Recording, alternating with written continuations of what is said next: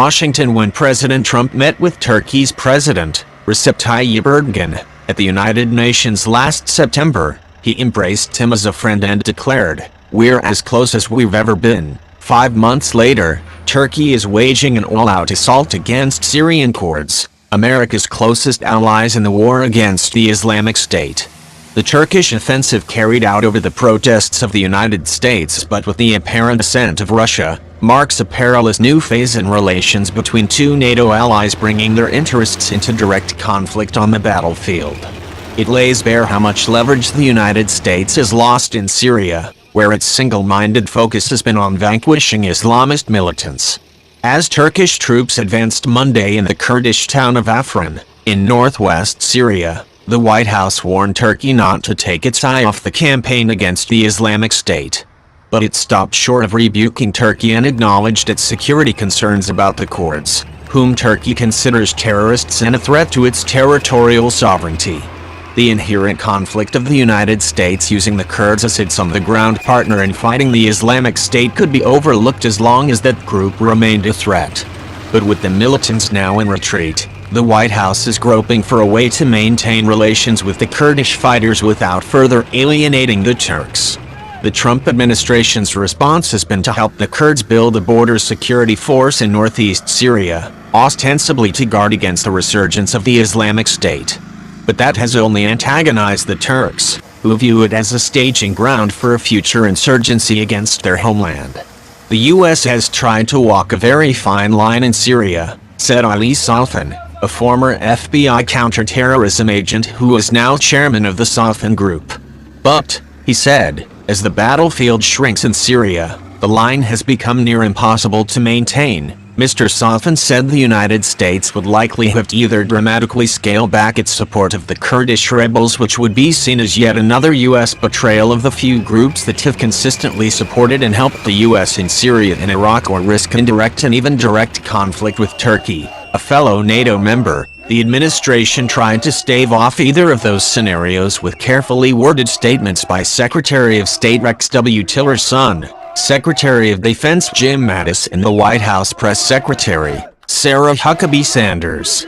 Mr. Tillerson acknowledged that Turkey has legitimate concerns about terrorists crossing the border, while Mr. Mattis praised Turkey for allowing the United States to use its airbase and Incirlik to fly missions against the Islamic State. Ms. Sanders urged Turkey on Monday to use restraint in its military actions and rhetoric, and limit the scope and duration of the operation. As it has so often in Syria, however, the United States seemed mostly a bystander. And as it has receded, Russia has filled the vacuum, gaining influence and rehabilitating its relationship with Turkey.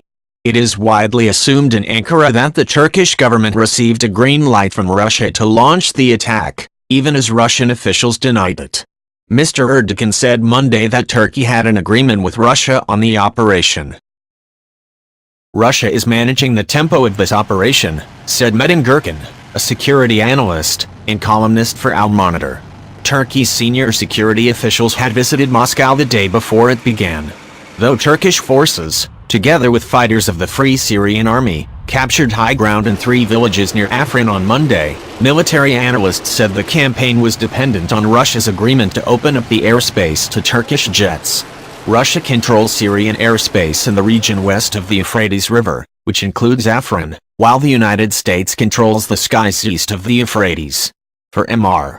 Erdogan, who is seeking the support of nationalists before presidential elections this year or next, the Afrin operation is politically vital.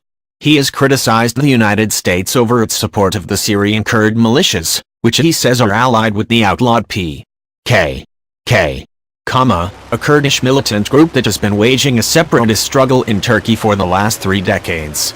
On Monday, he took another swipe at the United States, saying, "Our country does not envy this oil of others. When the operation achieves its aims, it would be over," Mr. Erdogan told a group of businessmen in the presidential palace. "Some, or America, are asking us about the duration. And I am asking America, was your timing determined in Afghanistan? When the job is done, we are not eager to stay. We know when to pull out. And we do not care to have permission from anyone to do this." Right? Russia has joined Turkey in accusing the United States of encouraging the Kurds and aggravating the situation in Syria. This is either a lack of understanding of the situation or an absolutely conscious provocation, said the Foreign Minister, Sergei V. Lavrov. The Turkish assault underscores the deepening ties between Russia and Turkey, a relationship that has rebounded from the nadir of November 2015, when the Turks shot down a Russian fighter plane over Syria. Analysts say Russia has good reasons to bless the Turkish attack. It stands to gain by sowing discord between the United States and its allies and, more broadly, by extending diplomatic influence in the region. They also speculate that Turkey, in return for Moscow's forbearance, has agreed to turn a blind eye to Russian and Syrian attacks on rebels in Idlib province, who are nominally allied with Turkey against the Syrian government. The United States has taken some steps to reassure Mr. Erdogan. It stopped supplying heavy weapons to the Kurds, now that the operation to retake the Islamic State stronghold of Raqqa is finished. But administration officials said they were determined to continue their relationship with the Kurds because of their effectiveness in fighting militants. In recent weeks, senior American officials have talked about the need to re-establish security in northern Syria by installing local security forces that reflect the demographics of those areas before the civil war.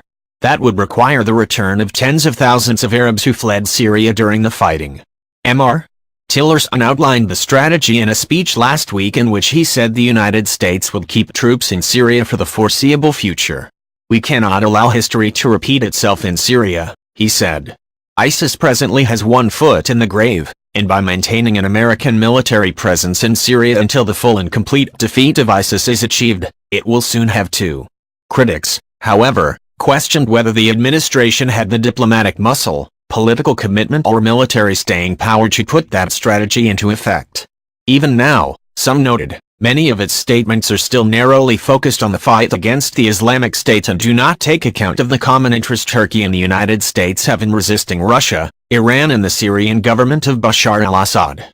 The United States, some analysts said, needs to make a better case to the Turkish government for why the American alliance with the Syrian Kurds will most likely outlast the war against the Islamic State. We told the Turks that the Kurds were temporary, tactical, and transactional to defeat ISIS, said James F. Jeffrey, a former American ambassador to Turkey in Iraq. Now we need them to contain Iran. Right? He said the administration was sending mixed messages to the Turks, which antagonized Mr. Erdogan and made it impossible for him to turn a blind eye to the links between the Syrian Kurds and the PKK. The whole purpose of this is to split the Russians from the Syrians by saying we're going to stay on to force a political solution in Syria, Mr. Jeffrey said. We have a seeming inability, in our various public announcements, to send this message to the Turks. Right?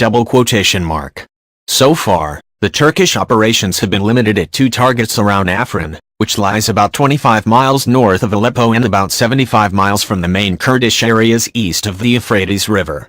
These areas are of less concern to the United States. The question, said Andrew J. Taberler, a Syria expert at the Washington Institute for Near Eastern Studies, is, once Turkey gets control of that area, will they push into the other areas? That could bring Turkey into conflict with the main force of Kurds, and even potentially, with American troops.